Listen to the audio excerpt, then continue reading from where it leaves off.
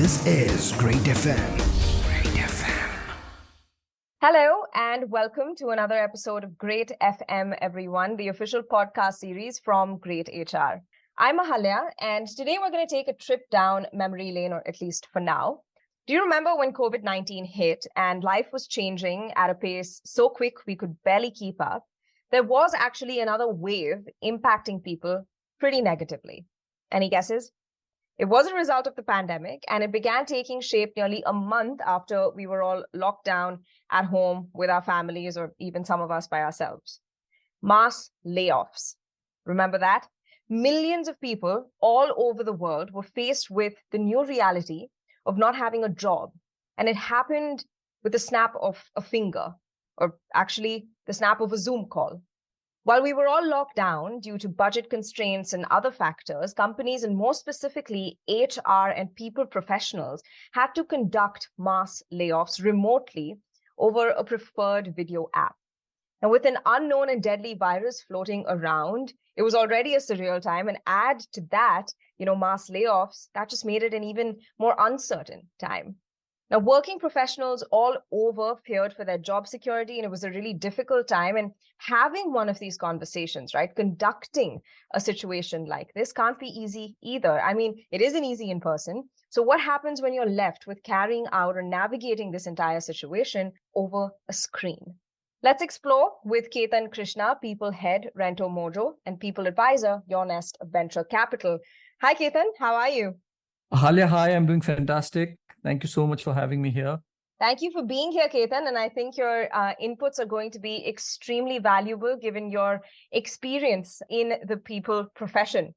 We're faced with a new reality now of hybrid work. When it comes to layoffs, it's always a tough time to conduct one of these things. And it's a sensitivity that HR professionals need to be equipped with, right? But doing this online, doing it remotely, I think many factors get thrown into the mix. So let's start the conversation maybe from an experiential point of view. It becomes really hard to communicate nuance and emotion in these situations over a screen, right? So what has been your experience with this kind of situation?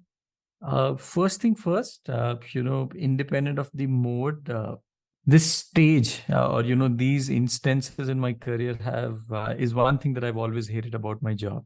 It is the toughest thing to do.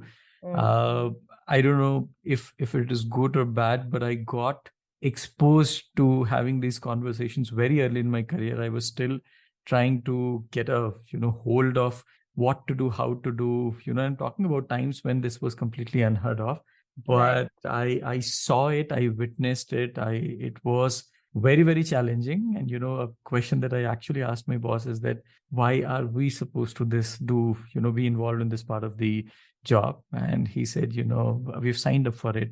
We are the people champion. We have to ensure that we create a lot of balance and we bring in the empathy. It's never right. From one point when you see it is always going to be painful. But what my bosses used to say, how do we reduce the difficulty and help people navigate through the situation? So that's been my kind of interface to this. As I said, I always hated it. And of course the world moving from physical to virtual made things more complex.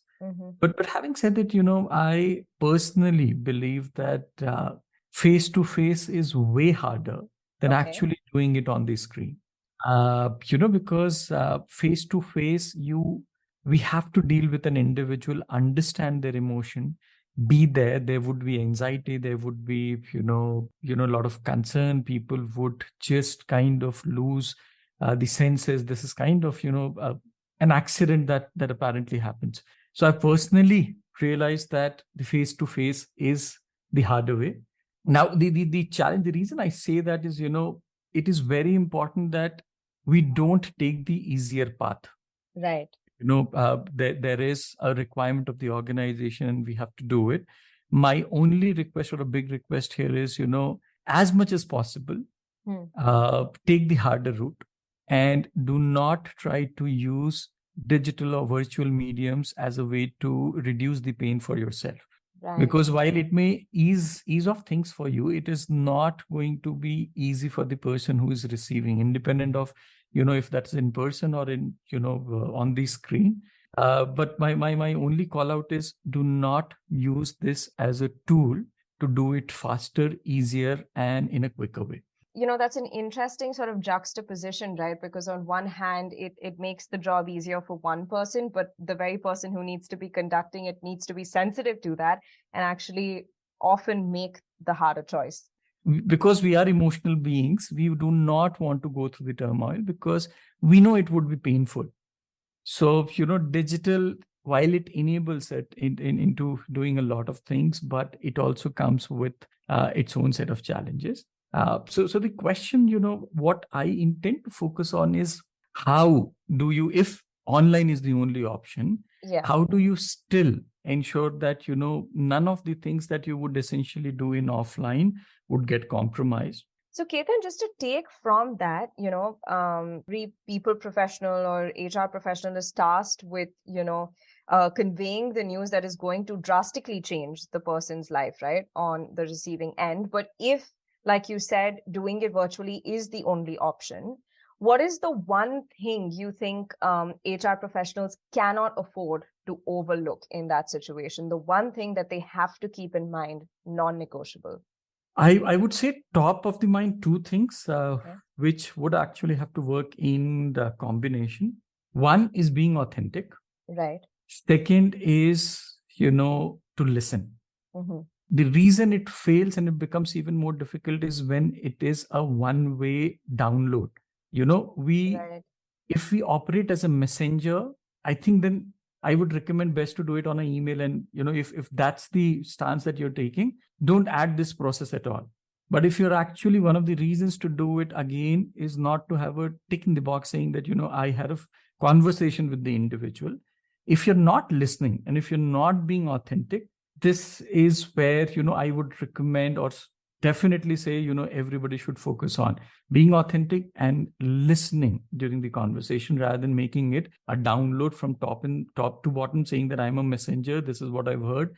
Mm-hmm. This is, what you need to know. This is what your package is, blah, blah, blah, and finish off. Right. And also, in that vein, so these are obviously things that HR professionals should caution themselves against, but are there also any kind of, behaviors or reactions? I think, at the end of the day, HR professionals are still people, right? So even though it's happening virtually, there might be a tendency, for your human instinct to kick in and sort of maybe, I don't know, get defensive or pitch yourself against the person that you're talking to. So are there any kind of reactionary behaviors that you would suggest HR professionals caution themselves against, given the sensitivity of the situation? Because it is a tricky situation, right, when it's happening online. Yeah, so a few top 4-5 things that comes to me, one is, as I said, listen. First thing is to definitely listen, hear people out. Right. Second, respect the point of view that people have. Mm-hmm.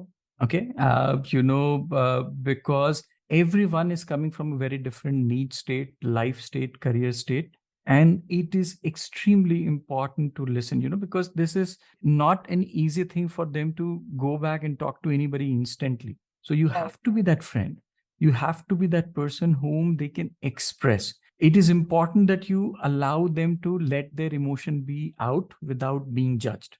That is the second piece that I will say. Right. You always need to have a stand and tell them that, you understand and you empathize with them that this is not easy. And, that feeling has to come. Again, you just can't say, I know how difficult it is. But when you're saying, I can understand how difficult it is, mean it. That's the third one. Mm-hmm. Fourth, be very clear and transparent about the reason and the impact.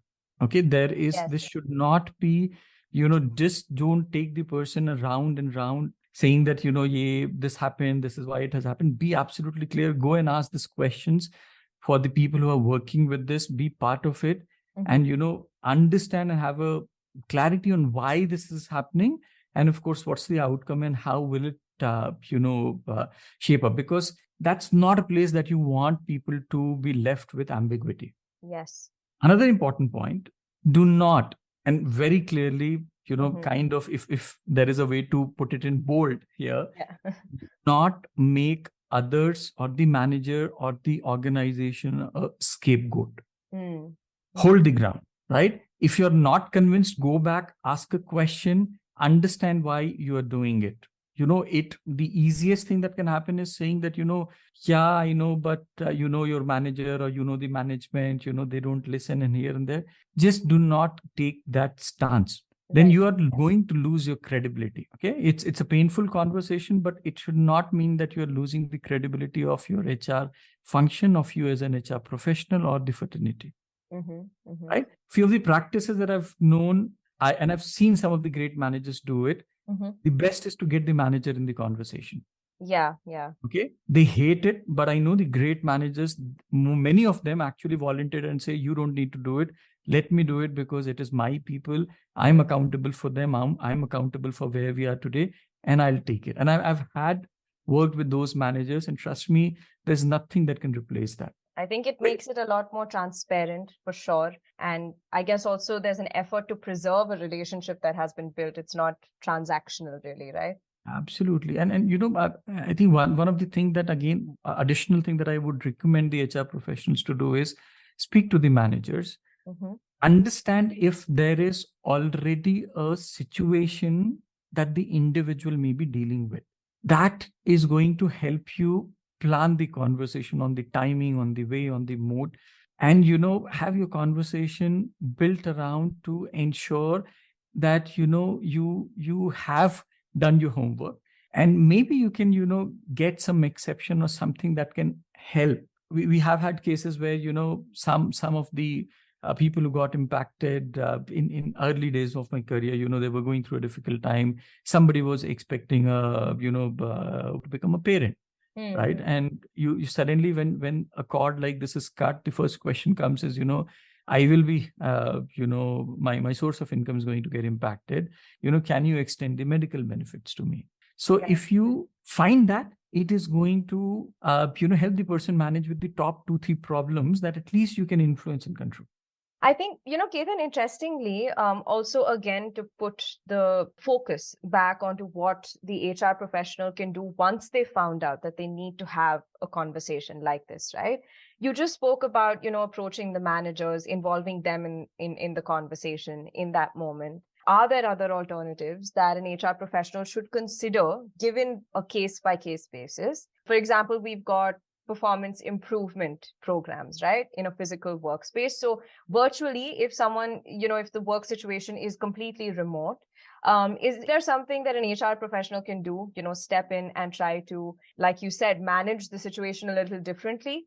I'll go back to some fundamental here. And, I'm glad that you brought this question. And this is something very, very important for everybody in the HR fraternity to understand. And I'm sure a lot of them know, but just a reminder, perhaps. There is a fundamental difference between layoff and, performance-led exit. Layoff, I'm assuming, is a case when, there is an organizational situation where the ability of the organization to sustain with more people to either give them meaningful career or meaningful job or meaningful salary is something which is fundamentally a challenge. Never link layoff to performance. If that's the case, be very clear that we would, like GE used to have this loud and clear saying that the bottom 5% of people every year would have to exit. Now, personally, I don't favor that, but I'm giving you a reference of a practice that existed. So if it is in a form of a policy, then it becomes easier, but never bring the flavor of performance and layoff together. If it is a performance conversation, I am assuming you would have a process or a policy around it. If not, create one and follow through the process. The principle to be followed in that case continues to be the principle of natural justice, which is where, performance improvement plan is fundamentally saying that, you are not delivering to what is expected, right? And here is a plan. If you don't, move the yardstick up, we don't think so we would be able to continue with this relationship. But a very, very important point, again, something that I learned is, when having a difficult conversation on performance, of course, manager has to be there. Very important, differentiate between performance and performer. Now, what we do, and a mistake that we do is we say, Ketan, you are a poor performer. That is where we take it wrong, because we are kind of, typecasting an individual saying that you're not good for anything. What we should say is your performance is not meeting what we expect to be delivered. Right. Now, the moment we do it, we are separating the individual from the outcome. Very, very important difference. So always keep the focus on the outcome and not on individual, because it hurts. Somebody comes and says, Ketan, you're a pathetic performer, versus saying, Ketan, this year, these were the goals, and on these, the outcome that you have been able to drive is, way lower than the expectation. I would be responding to these feedbacks very differently. No, that is very important, actually, Ketan. Thank you so much for highlighting that. Because I think, approaching it that way also gives the person whose performance is in question a chance, right, to take Absolutely. that feedback constructively and motivates them as well. And speaking of, that is kind of my next area of focus, which is, say that there has been this conversation, it has happened, but performance has been brought into question, and also the possibility of continuing work with the organization, right? At that point, Ketan, when again it's a remote situation, how can people, professionals, actually help the people who have been laid off be proactive in their transition period, and how can they accompany them and make sure that the exit is not, again, transactional, is not something that is just done and there is a line drawn in the sand, but something that is, it is a transition, right? It happens slowly and correctly, if I may use that word. So the top of the mind responses that I get is, one, first make a note of all the queries and questions, especially the ones that you don't have a view or an answer on, or the request that they may come up with. Second, get back to them after finding the answers. The answers may still be no, but always, don't close it saying that, this is it, this is how it has to be done. Say, okay, allow me XYZ days or hours. Let me get back and see what best could be done. Third, if you're convinced, go back and fight for an exceptions, bend the rules. If you're convinced, bend the rules, because that's where, you are adding value to the entire system. Once you've done that, make sure that you deliver on what you commit. You're representing the organization, you're representing a fraternity, you're representing a function, you're representing yourself. Make sure that what you commit gets delivered. And most importantly, help with your network, outplacement services, do sessions. I know folks, who reached out to people who got impacted and said, I'm great at writing resume, or I know a friend who's great at writing resume. Can we help organize a session for you to, participate in that? Help people with resume building, help people with their job search, LinkedIn strategies, interview preparations, right? Even if the organization is not ready for it, nothing should stop you from extending that arm. Or, of course, organizations are maturing and they're getting sensitive, but not everybody would be able to do it. But that should not mean that you cannot, in your individual capacity, make a difference to their lives. So I think there are many alternatives, right, and many different ways in which we can support that journey as people professionals. So Ketan, this has been extremely valuable in terms of a conversation. I think, like I said in the beginning, your experience or experiences as a people professional has really helped us understand the nuances of a sensitive situation like this and the balance that needs to be kept in mind. I think to end today's conversation, I will leave the floor open to you to give us some 5 tips, right? Things that you think HR professionals need to keep in mind when it comes to conducting a remote layoff. The floor is all yours. Thank you, Ahalya. So, the 5 steps or the processes or the key ingredients, if I would put, number 1 being prepare. Okay. It's very important that if you are the one who is leading the conversation, understand the reason of why, this entire event is happening.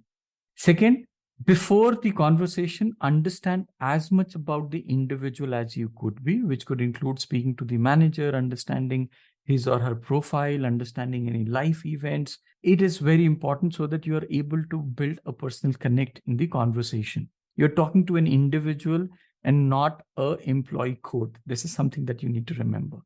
Third, I definitely recommend sending an invite in advance rather than just saying, hey, can you come on a call and giving the bad news? No. The chances are that the grapevine would have already let the message out and there is some anxiety that exists. So don't rush into it. Send an invite. I definitely do not recommend doing it late nights or before any festivals or any live events, or for that matter, right before a weekend also. Okay, it's very important that the person still, it's a part of their day-to-day, life when this conversation happens. Fourth, keep anything between 30 to 45 minutes and do not hesitate to spend or extend it if you think the individual requires the more, right? And when I say send an invite, I'm assuming you would do a video call only and no audio calls and so forth. And at the last, I've shared a lot of, point of views earlier. If you bring it together, I think it boils down to one single thing, that be human in that conversation. We represent a function which is called people or human resources. So bring out that human part there and, be authentic, be respectful, listen to people. The only thing you could do is to reduce the pain. You can't take away the pain, but, the effort is to reduce the pain. So these are the 5 things I would, top of the mind recommend, for anybody who, unfortunately, as I said, I hate this, has to get into a conversation like this. Fantastic, Ketan. I think many people will echo your sentiment, but also, the humane approach with which you suggest going about this is very important to keep in mind. Thanks once again for joining us on this episode of Great FM. It's been a very fruitful conversation with you today. Thank you, Ahalya, for having me here. And thank you to listeners. I hope my perspectives could add a different dimension to, your experience. So thank you so much for giving me your time and have a fantastic day. I'll catch you on the next one, folks. We'll bring you more conversations rooted in the world of HR very soon. But for now, there's a lot of goodness to soak up from today's podcast. So take it all in and I'll catch you on the next one. Stay safe, stay happy. Adios. This is Great FM.